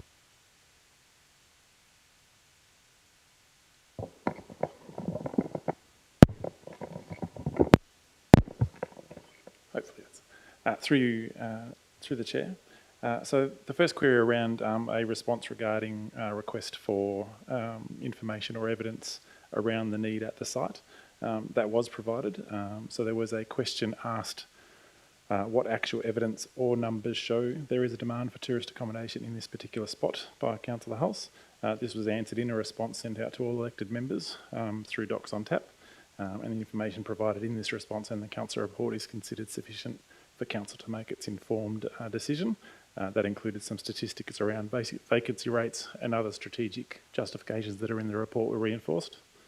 The second element of the question around the objectives of the applicant in stating around its commercial growth. Tourism accommodation that supports the tourism industry can be reliably expected to foster commercial growth within the CBD by increasing the city's tourist capacity, which is again a point of emphasis in several strategic documents and the local planning scheme supported recently by council. It's considered that, again, this evidence provides sufficient information, as well as that in the applicant's submission to support council making an informed decision. Thank you, Director. Councillor House. Mr. Mayor, thank you for that. The question that I asked was around the data. The response was we answered that question. I just need to elaborate on that answer because my understanding is the response to my question was I was directed to refer to the strategic, I think it was the planning strategy, and I was also asked to refer to another document. But those points weren't included in the actual applicant's report. Thank you, Councillor House. Director.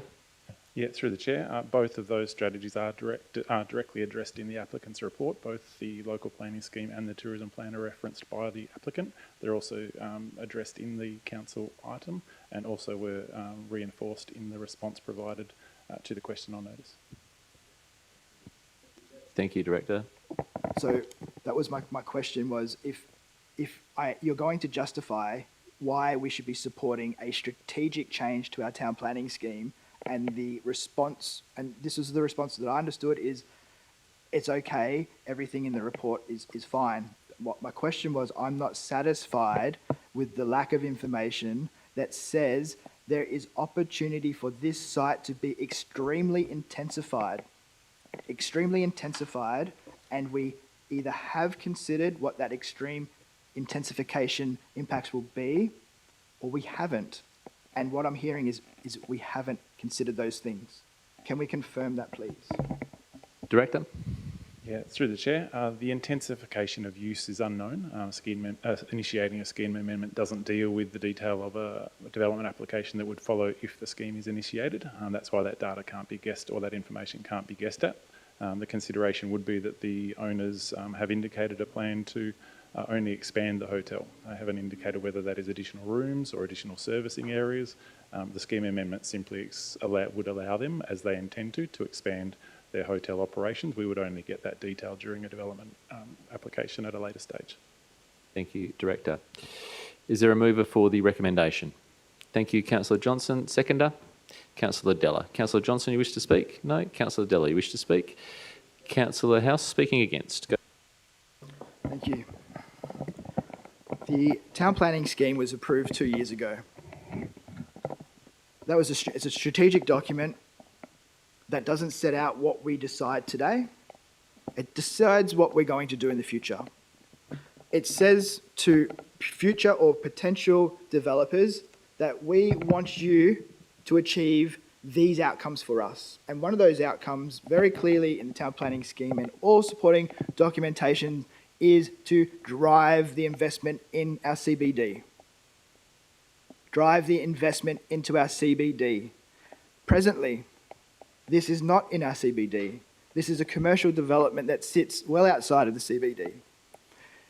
The response to the question that I've put forward is show us the numbers, to give us confidence that this this proposal doesn't open up the floodgates for intensification that the site cannot handle. Now, to respond to say, well, we haven't done the modelling, we haven't looked at that is very short-sighted, because as a planner, you would look at all the permissible uses. I would say to myself, I have the opportunity to build X, Y, and Z. So I would then model all three, and I would have a conclusion to say the potential, the best use of this land is this, based on these parameters. And if we haven't done that due diligence, if we haven't said to ourselves, what do the numbers say? And when it's a guess, expect a negative outcome. We have a school, 2 schools in that location. Every day at 3 o'clock, Monday to Friday, you can guarantee there's going to be some trafficking, some backing up in that area. People parking illegally, kids moving around, these types of things. It's upon us as the decision makers in the town to say to ourselves, this is a strategic decision. It's not a development application. As soon as we agree to this, it goes to DAP. They will put in an application and they will say, this is what we're doing. And the system that the state government has set up, where they're continuously taking the decisions away from us, this is another way to do that. The scheme puts the decision in our hands. Once this is changed, it's changed. And if you don't want it, well, it's going to be too late. And I'm a supporter of having the community drive its own destiny. If building these units is probably much needed, but it's location, location, location. We have to grow our CBD. We have so many opportunities. We're sitting on an opportunity ourselves. Let's think outside of the box and say, well, if we keep on kicking things out of the CBD that traditionally are in the CBD, we can only expect one outcome. So please, I encourage councillors to not support this, to say, well, let's back ourselves in. We supported the scheme 2 years ago that said we're going to do these great things.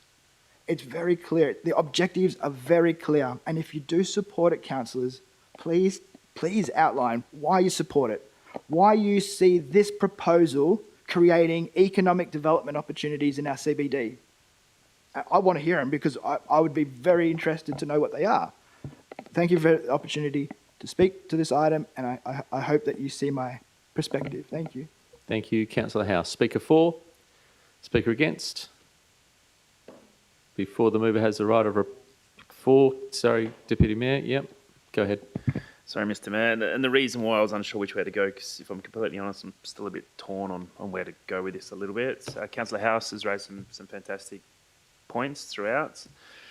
But along with that, I also have concerns that we have not too long ago received significant funding to look at how we can further activate our 3 key precincts in Hannah Street, Bow Street and the Airport Precinct, and this doesn't fit. I have concerns that this very much appears to be more spot rezoning than strategic planning, and if it was intended to be part of the local town planning scheme number 2 when approved, it would have already been in there.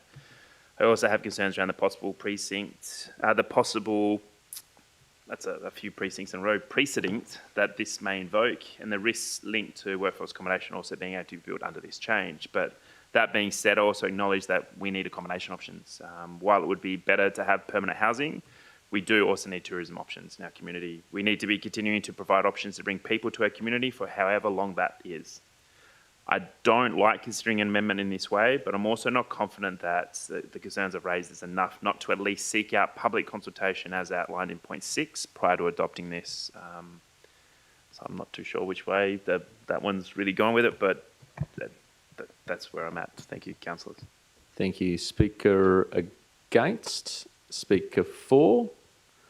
Before the mover has the right of reply, we don't have a DA that's been put to us just yet, so we don't know what the purpose of that potentially is. So I understand some concerns around that. Point 5 and point 6 is that if the Minister for Planning approves the proposed scheme amendment for public advertising, that will still need to come back to council, as highlighted by the Deputy Mayor. And another point I just wish to raise is I understand about the spot rezoning, but looking at the position of where this particular location is, if there's been an opportunity for investment in that area, I'm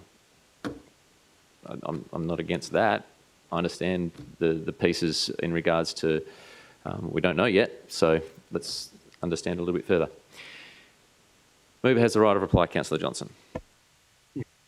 Thank you, Mr. Mayor. It is interesting through the discussions that we have had on this particular item that the proponents actually own one of those residential areas. So basically you could look at it as they're clearing up the area and moving residential out. Predominantly that area is all tourism. It is the Ridges Hotel. There's these 2 little spots. When you look at the overhead plan, there are 2 residents. Ridges own one of them. My understanding is, and I can stand corrected on that, yes, I'm getting a nod. So they own one of them. All they're doing is cleaning it up for their organisation. I 100% agree that we need to put some developments into our CBDs, and we had that with Town Planning Scheme 1, now we're in Town Planning Scheme 2. It's important that if these people were based in Burt Street or Hannon Street and they wanted to do something in there, it would be a great boon for our community. But in this regard, it's cleaning their backyard up, it's cleaning that tourism thing up. Around it, we've already got accommodation to the right of it, workplace accommodation, which I understand, uses the Ridges Hotel itself to provide services to the establishments that are there. So I think these guys are showing some faith in it. It does all come back here to this council to make the on-development application decision, unless it's over, 2 million, and then it could possibly go to that, or 2.5, I'm not sure what it is. So I urge people around the table to... Thank you, Councillor Johnson. Clarification, Deputy Mayor? Thank you, Mr Mayor. Just based on Councillor Johnson's remark, the motion tonight isn't just for the property owned by the applicant, is that correct? It's also for the privately owned resident house as well? Correct. Okay, thank you. As there has been dissent indicated, councillors, I will put the item to a vote for 15.5.1, noting it's a simple voting requirement. Those in favour of the officer recommendation, moved by Councillor Johnson, seconded by Councillor Della.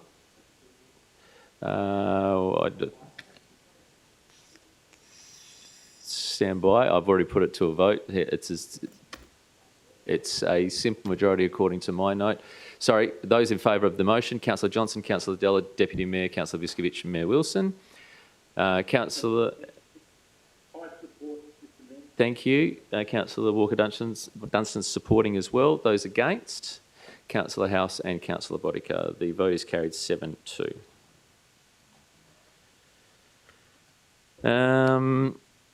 No confidential items this evening. We do have questions of which due notice have been given. Councillor House, we'll get back to your questions. Do you have those handy from the last? Would you like me to read them out for you on your behalf, or would you like my piece of paper? Yep. Okay. The following questions were raised previously by Councillor House.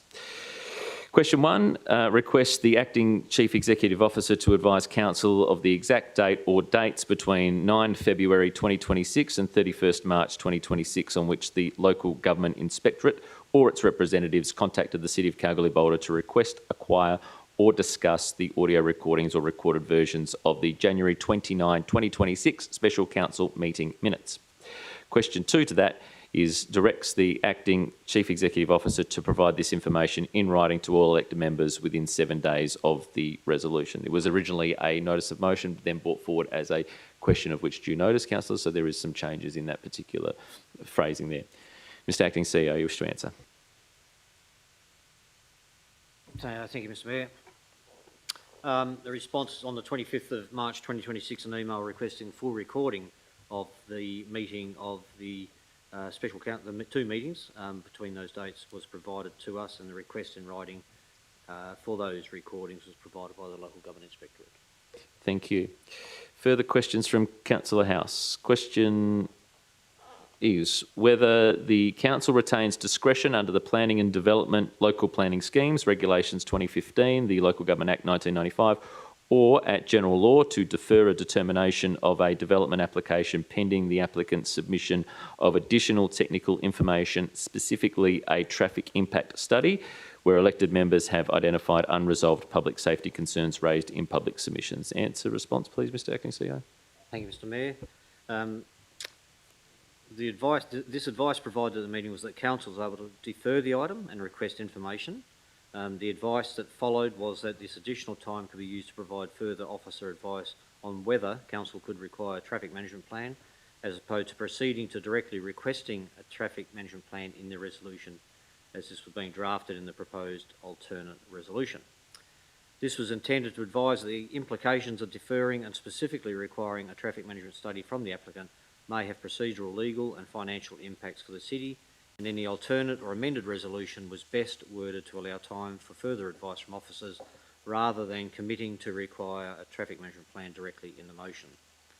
While council could theoretically pass a resolution to require additional information, Clause 65A and Clause 65B of the planning regulations prohibit requiring it and allow only for requesting it.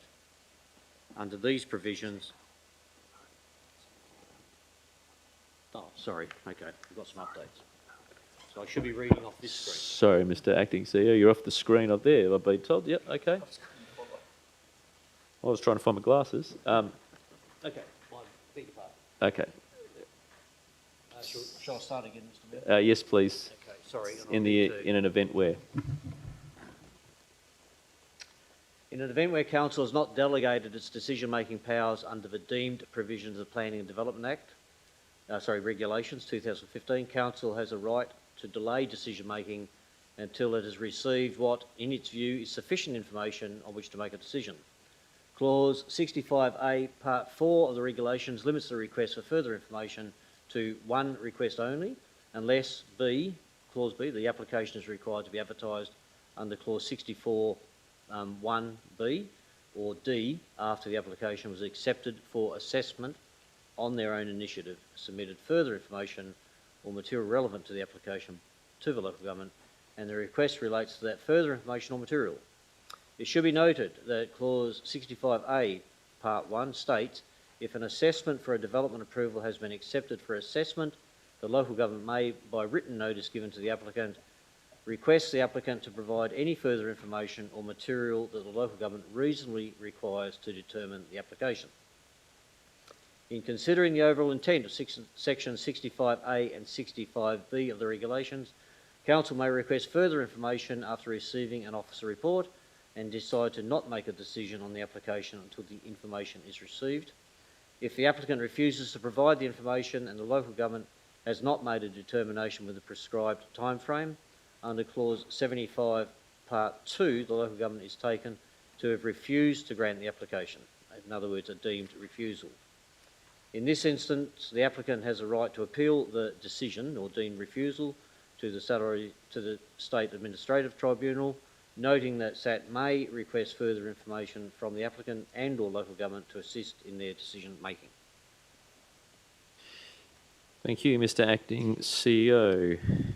Question 2, whether the advice provided at the council meeting of April 22 that we cannot require a traffic management study to be prepared in these situations. It has to follow the requirements under the R codes, and it doesn't meet the threshold where it would be which would be a reasonable requirement, definitively precludes council from voluntarily seeking such information as a condition of continued consideration, or whether it merely establishes that council is not compelled to require it. Oh, yes, sorry, Mr. Acting CEO, if you wish to answer that one. I'll read the response please, again, Mr. Mayor. Sorry, and it is quite lengthy. Advice provided at the ordinary council meeting was that council is able to defer the item and request information. The R Codes Volume 1 Appendix 3 lists the documentation recommended to be submitted for an application for residential development. It is clearly stated that some of the material will not be relevant for all applications, and material should be prepared and submitted that is appropriate for site-specific reasons such as scale, complexity or design approach. The state guideline document titled Transport Impact Assessment, specifically Volumes 4 and 5, are relevant to this scenario. Volume 4, Part 6 outlines the level of assessment required in regard to traffic impacts for a proposed development. Under this framework, low-impact developments for individual proposals are defined as those generating fewer than 10 vehicle trips during peak hours. For developments within this category, transport information, in brackets, a traffic impact statement, is not normally required. This is supported in Table 1, which identifies that for residential land uses, a moderate impact threshold applies only where developments comprise between 10 and 100 dwellings. Further to the above, Volume 5, Part 6, Table 1 provides standard trip generation rates for residential dwellings, identifying a rate of 0.8 trips per dwelling during both AM and PM peak hours. Applied to the current proposal of 4 dwellings, this results in an estimated 3.2 trips in the AM and PM peak hours. This figure sits well below the 10 trip threshold for low impact proposals, confirming that the proposal does not trigger the requirement for a traffic impact statement. Please note that the parking provision of 2 bays per dwelling is consistent with typical residential standards and aligns with the expectations of compliant residential developments under the R Codes. The proposed dwellings also meet the definition and design expectations for residential use under the R Codes. With respect to the surrounding road network, Main Roads WA classifies the adjacent roads as access roads which carry a desirable maximum volume of 3,000 vehicles per day. The projected traffic generation from this development is negligible and will not materially affect the capacity or performance of the network, nor cause volumes to approach this threshold.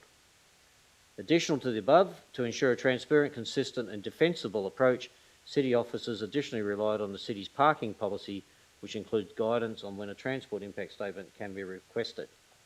While City officers might consider a request for the applicant to have a traffic impact statement prepared to be unreasonable in association with this proposal, Council has the right to request whatever they, as the decision maker, will assist them in making the correct decision. If the matter goes to SAT, they, being SAT, in putting aside the Council's decision and remaking the decision, could comment on whether such a request was considered reasonable. Thank you, Mr. Acting CEO. Question 3, what liability, procedural fairness or judicial review exposure does the Council, review exposure the Council faces if its determination proceeds on administrative advice that is later found to be incomplete or incorrect regarding the scope of Council's powers, particularly where public submitters have acted on the understanding that their concerns would be fully tested before determination? Mr. Acting CEO. Thank you, Mr. Mayor. The risk exposure would be different on a case-by-case basis, so a hypothetical response to exposure, should advice be incorrect, would be difficult to advise generally. With specific regard to this application, any consideration by judicial review by the applicant would have to relate to a matter of law, and as the regulations provide for an avenue for appeal, it is unlikely that an applicant in this instance could convince the court that they have a standing. Sorry, Councillor House, please face the table with your elected members. Thank you. Thank you, Mr. Acting CEO. Deputy Mayor, you have one question. Do you have your copy of your question? I do, thank you, Mr. Thank Mayor. you. Just through the Mayor to the CEO, can the CEO please provide Council with an update on the current status of partnership service agreements with the Eastern Goldfields Historical Society, the Kalgoorlie-Boulder Urban Landcare Group and Art Gold, including the proposed process and indicative timeframe for finalising these agreements? Thank you, Deputy Mayor. Mr. CEO. Thank you, Mr. Mayor. City officers have undertaken a service needs review to identify gaps in community services and opportunities for partnership delivery. As a result, officers are progressing discussions with 3 not-for-profit community organisations, being the Eastern Goldfields Historical Society, Art Gold and the Kalgoorlie-Boulder Urban Landcare Group. These organisations have been identified as being well positioned to deliver services that address the identified community needs and align with the City's strategic priorities. Provision has been included in draft budget submissions to support these organisations under a proposed 3-year funding model, which is 1 year plus 1 year plus 1 year, comprising an initial 1-year agreement with 2 optional annual extensions subject to performance. Each partnership service agreement will include clearly defined key performance indicators or KPIs, including working towards ongoing financial sustainability, service deliverables and reporting requirements to ensure good governance, compliance, accountability and value for money. Officers anticipate presenting the proposed agreements to Council for consideration at the July Ordinary Council meeting. Ongoing funding beyond each year will be subject to an annual review with continuation contingent on demonstrated achievement of agreed KPIs and service outcomes. Thank you, Mr. Acting CEO. Noting Councillor Bodica left the room at 8 p.m. for minute-taking purposes. The date of the next meeting for the Ordinary Council meeting will be the 20th of July 2026. And at 5 minutes past 8, I'll close tonight's meeting. Thank you, elected members. Thank you, staff. And thank you those who have been tuned into our meeting this evening.